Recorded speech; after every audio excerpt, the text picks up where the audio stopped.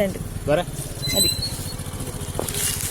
മുള്ളങ്കി ശംഭർ സൊപ്പ് palak support.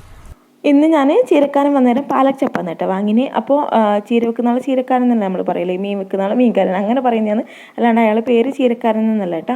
അപ്പോൾ ഞാനിത് അതിൻ്റെ വേർക്ക് കളഞ്ഞിട്ട് പാലക് ചപ്പ് നല്ലോണം ഒന്ന് ക്ലീൻ ആക്കി എടുത്തിട്ടുണ്ട്. ഈ ഒരു ചീര നമ്മുടെ ഈ തണുപ്പ് ക്ലൈമറ്റിലാണ് കേട്ടോ ഉണ്ടാകുക. അപ്പോൾ ഈ കുടകിൽ നല്ലോണം ഉണ്ട്, അതുകൊണ്ട് അങ്ങനെ വാങ്ങിയതാണ്.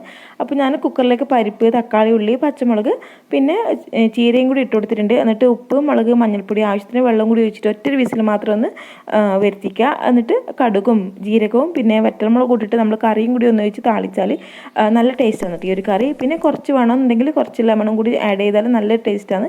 അപ്പോൾ ഇന്ന് ഉച്ചയ്ക്ക് സിമ്പിളായിട്ടുള്ള റെസിപ്പിയാണ്, അതുപോലെ തന്നെ നല്ല ഹെൽത്തിയാണ് ഈ ഒരു ചീര.